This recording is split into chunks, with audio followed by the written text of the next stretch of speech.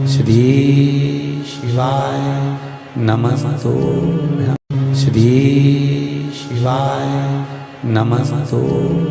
सती कथा में कही थी कि नवरात्रे एकम से प्रारंभ नहीं होते, अमावस्या की रात्रि से प्रारंभ हो जाते, इसलिए उसको कहते हैं नवरात्रे। क्योंकि नवमी के दिन माता जी का विसर्जन हो जाता है, जवारों का विसर्जन हो जाता है, व्रत करने वाले कन्या पूजन भोजन भंडारा कराकर विराम दे देते। तो नवमी की रात्रि उसमें नहीं जुड़ा पाती, उसमें रात्रि अगर जुड़ती है तो ये अमावस्या की रात्रि से जुड़ना प्रारंभ होता है, तब जाकर वो नवरात्रि पूर्ण हो पाती है। पितृलोक में पितृ जैसे निवास होकर भी इंतजार करते हैं। 4 नवरात्रे हैं तो 4 ही श्राद्ध हैं। आज मौनी अमावस्या है, श्राद्ध का विराम हो जाता है और कथा अर्थात नवरात्रे प्रारंभ हो जाते हैं दूसरे दिन। तो यहाँ शास्त्र कह रहा है जैसे हमें प्रतीक्षा रहती है कोई अच्छे कार्य की, कि घर में कोई शुभ कार्य हो, घर में कोई अच्छा आयोजन हो तो अपने को आनंद होगा, प्रसन्नता होगी। उसी तरह हमारे जो पूर्वज चले गए, जो पूर्वज चाहे वो अधोगति में गए हों, चाहे वो देवगति में गए हों, चाहे वो पितृलोक में निवास कर रहे हों, तो जितने भी पितृलोक में निवास करने वाले पूर्वज होते हैं वो भी ये विचार करते हैं कि हमारे घर के वंश द्वारा, हमारे वंशजों द्वारा कोई ऐसा सत्कर्म हो जिससे हमारे जीवन की वितृप्ति हो और हमें आनंद की अनुभूति हो। और ध्यान दीजिएगा महाराज, आपको चैत्री नवरात्रि का स्मरण होगा, आपको शरदी नवरात्रि का स्मरण होगा, पर जो आषाढ़ में और माघ में जो नवरात्रे पढ़ते हैं इसका एक आनंद ही दूसरा रहता है। बस इतना जरूर होता है कि दुनिया के लोग वो जो 2 नवरात्रे होते हैं उसमें कलश की स्थापना भी करते हैं, देवी का पूजन भी करते हैं, अर्चना भी करते हैं, मंदिरों में भीड़ भी रहती है और खूब प्रेम से माता का जगराता वगैरह सब होता है। पर ये जो नवरात्रे हैं 2 गुप्त नवरात्रे, इनका लोगों को स्मरण नहीं था।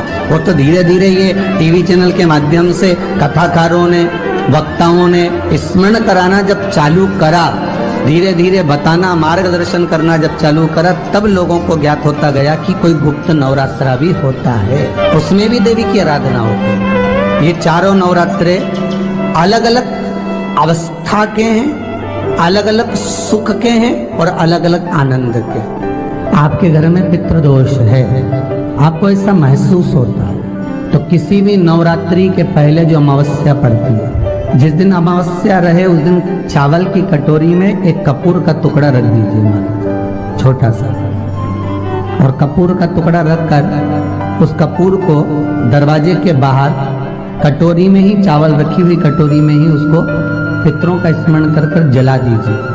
और जलाने के बाद उस चावल को कहीं भी किसी भी वृक्ष की छांव में पक्षियों के लिए डाल दीजिए। शिव महापुराण की कथा कहती है, अगर मान लो पितृ आपको कष्ट दे रहे हैं, पितृ आपको तकलीफ दे रहे हैं, कोई काम नहीं होने दे रहे हैं, या कहीं आपको ऐसा लगता है कि पितरों का दोष है, तो वो पितृ दोष देवी, अब ये जो आप करेंगे ये कब कर रहे हैं? अमावस्या के दिन आप उसको रख रहे हैं, अमावस्या के दिन उसको रखकर रात भर आपने रखा कपूर के साथ में, सुबह एकम पड़ गई, नवरात्रि लग गई, उसी दिन उसको जलाकर आपने पटक दिया।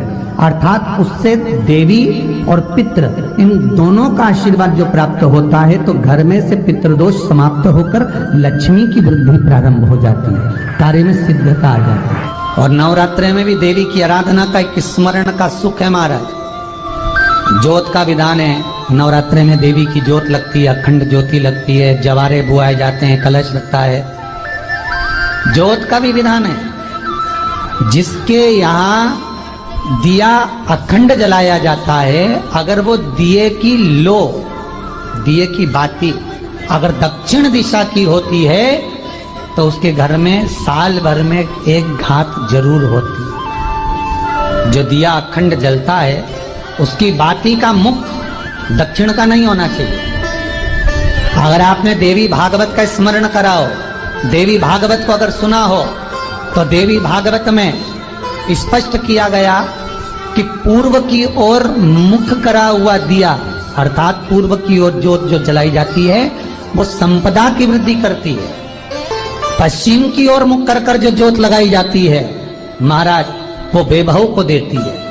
और उत्तर की ओर जो मुख कर कर ज्योत जलाई जाती है, उत्तर की ओर जो ज्योत का मुख रहता है वो आयु की वृद्धि करती है, घर में अकाल मौत को रोकती है। दक्षिण की ओर ज्योत ना लगाएं, अगर आपको लगाना है पूरब की लगाएं, पश्चिम की लगाएं या उत्तर की लगाएं। और जितने दिन महारानी जगदम्बा जगतधात्री दुर्गा भवानी चैत्र नवरात्रे में, शारदीय नवरात्रे में, आषाढ़ी नवरात्रे में, आदिकादिक पौष नवरात्रे में हम जगत जननी जगदम्बा की जब स्थापना करते हैं या हम नूतन घर का प्रवेश करते हैं या गणेश जी की स्थापना करते हैं या कोई दुकान को प्रवेश करते हैं या कोई शुभ कार्य करने के लिए अग्रण्य होते हैं, तो हम कलश की स्थापना क्यों करते? कलश के अंदर आखिर ऐसा क्या विराजमान है कि 33 कोटि देवता उस कलश के अंदर आकर बैठ जाते हैं। आप कोई यज्ञ करने जा रहे हो, आप कोई पोथी पुराण करने जा रहे हो, आप कोई अच्छा कार्य करने जा रहे हो, तो ब्राह्मण देवता कह देते कलश की स्थापना होगी, कलश की शोभा यात्रा निकलेगी, कलश यात्रा निकलेगी,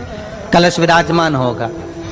उस कुंभ की उस घड़े की महत्वता कहां से प्रकट हो गई? शिव महापुराण की कथा कहती है महाराज, भगवान ओघड़दानी शंकर स्वयं आद्य शक्ति जगदम्बा से कहते हैं कि जगदम्बा तू क्या चाहती है बोल। तो जगत जननी जगदम्बा कहती है कि जहां मैं हूं वहां शंकर है, ये आपने कह दिया, पर जहां शंकर है वहां पार्वती का होना जरूरी है। उसके लिए सिद्ध करने के लिए एक स्थान ऐसा बनाया जाए जहां पर शंकर विराजमान है और शंकर के साथ पार्वती विराजमान है। तो शिव जी ने कहा पार्वती उसके लिए मैं तुझे एक सुंदर कलश का निर्माण कर देता।